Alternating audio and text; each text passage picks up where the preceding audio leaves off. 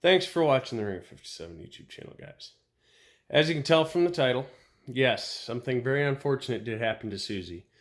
No, I wasn't racing. No, I'm not hurt. Yes, I am an idiot. I ignored one of the simplest rules of the shop when you're working with bikes, and it led to an unfortunate event. I don't know how good the video was of the event occurring, but the after effects were more than enough. Susie's pretty beat up. It's all repairable. It's not too expensive to repair. But it is ending our season, and we ended the season anyway because it's time for version 3. So, just want to start out up front. I'm a dumbass. Hope you enjoy the video.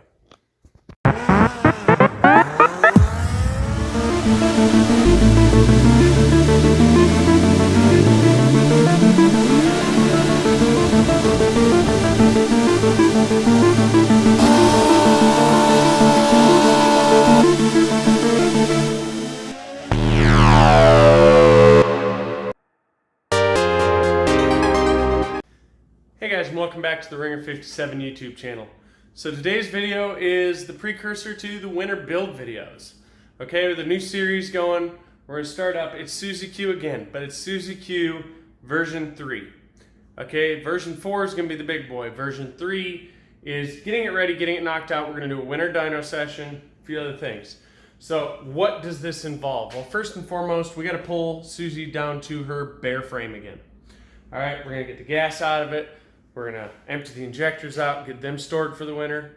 We're going to pull the whole wiring harness out, pull the dash, build a decent dash. I may look into a PI tablet and actually get PI on this thing.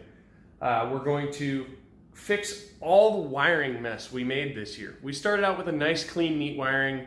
Now we got scrambled eggs. So I'm ordering an 8-foot flying lead. So 8 feet of flying wires coming out of an amp seal plug. And we're going to start from scratch, doing this properly. We're going to relocate the ECU. We're going to relocate everything so it's a smooth flowing one directional instead of split directional harness. Then we're going to go ahead and get the intake air temperature sensor mounted up properly. We're going to clean up the solenoids. We're going to set up wet nitrous so we can run a progressive nitrous. A little better system, a little more controllable, so on and so forth. We will have to figure out room for a progressor, and from there, it's just a matter of holding on. Okay, so that progressive system, I can go up to 150 shot with what I have in Susie. That's where we intend to be. So progressive is a little smoother control. It was suggested by Marcus McBain. We're also going to be upgrading the shock this winter, and I'm looking into cutting the forks. I don't know. We may just do a USD fork conversion. That's a thought that's on my mind. The biggest item on my list that I wanted for version 3, and this may or may not happen because of big money. I want BST wheels. These wheels are heavy, they're clunky. BST wheels are light, get good ceramic bearings on them, world will go around a little better. So that's where we're at with Susie. So the next video you're probably going to see is we're going to be filmed tomorrow, and we will be stripping her down bare to the exposed wiring harness and going over all the messes we've made and determining where we need to go from there. The flying lead's on the way. It's usually about a week to get things from DIY Auto-Tune, so you know it'll be about a week before we start working on the wiring. I'm going to be working on doing a nice concentric wiring, good best practices on everything, nice switches instead of the ghetto switches. We're gonna make this right, and I'm really debating getting a PDM. Let me know in the comment section if you think I should go PDM.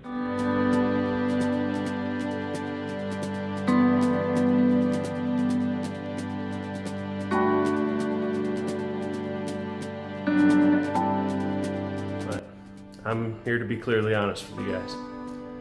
I just fucked up pretty good. See, I trusted my chocks. I've been trusting them for a while. They've been pretty good. I shouldn't have. So as you saw from that,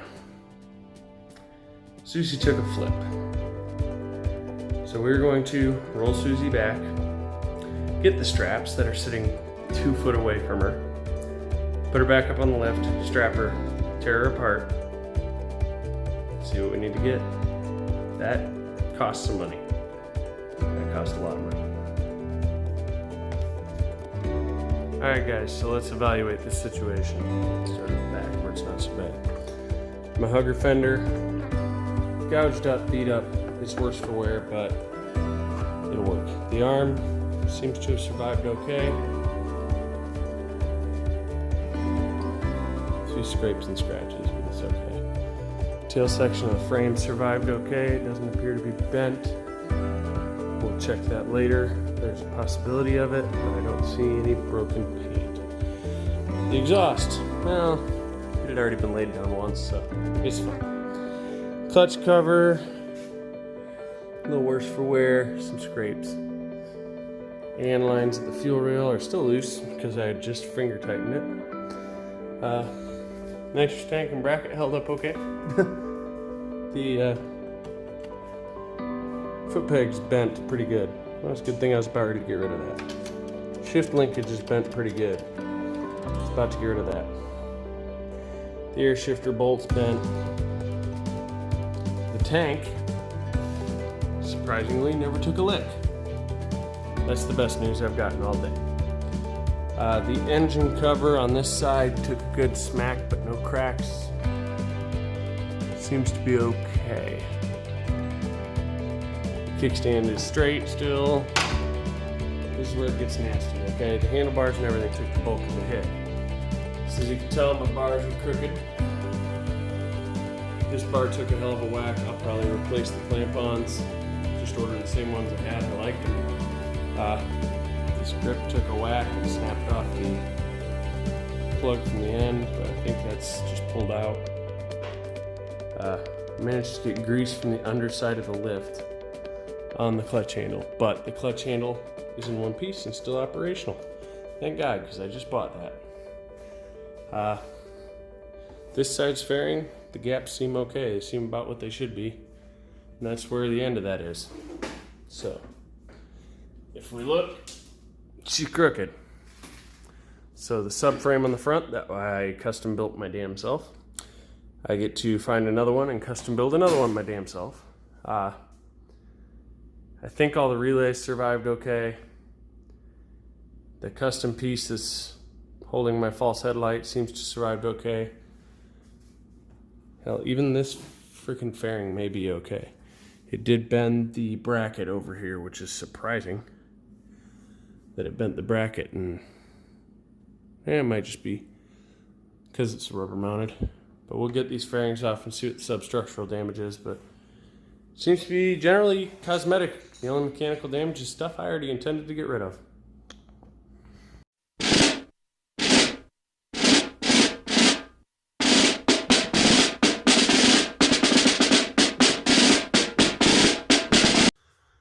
Alright guys, and the end result, what we should have seen short of the damages. So this is the end of the video. Suzi is down to her most bare self that most people ever see. This is functional short of not having a gas tank. As you can see, the wiring we started the season with was nice, neat, and loomed, similar to all this, and has slowly exploded into spaghetti to get through the season. It's real hard to track anything anymore. I mean, I can still tell you where it all goes, but it's a freaking mess. Good, I did leave the output pigtails. Yeah. So Suzi's looking rough now. Looks like after surveying everything, I do need a set of clamp-ons. I'm probably just going to break down and order them tonight just so I have them, because it's going to annoy the shit out of me. And a fairing support. I will go ahead and get one of them found, and what I'll do is I'll just take and nip my weld there as close as I can, nip my weld here, and transfer this battery tray over, which also acts as the heat sink for my 211 Bosch igniter. Gonna be changing some things up this year, definitely.